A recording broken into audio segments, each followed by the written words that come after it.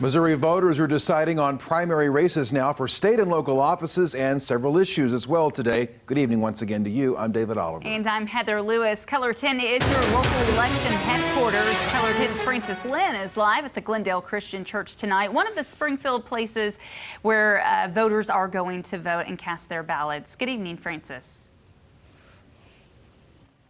Good evening, Dave and Heather. So voting is about to end here for another hour, and this year voting day is looking different due to COVID-19. There are masking rules, there are hand sanitizers, there's cleaning all throughout this facility, and as you can see behind me, the tables are all spread out with only 2 seats each table on opposite sides.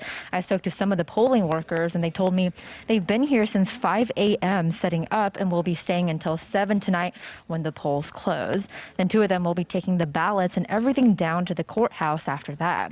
There are hand sanitizers all over this room. There's a couple people going around sanitizing the tables after people use that table to vote. Every ink pen is also sanitized after each use.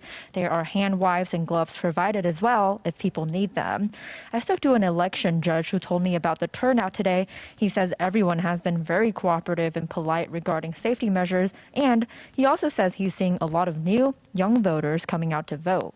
I spoke to a voter who says she's against wearing a mask, but she follows the rules here to cast her ballot. And I also spoke to another voter who told me the voting process was smooth and easy, and I asked if it's inconvenient to have to wear a mask to vote today. Absolutely not. I do what I can. Very professionally set up. I entered and happened to catch a time when there was just a couple ahead of me, and they explained the process to me once I gave them my appropriate identification. I went to take the ballot to the area. It was very simple to read and very simple to understand.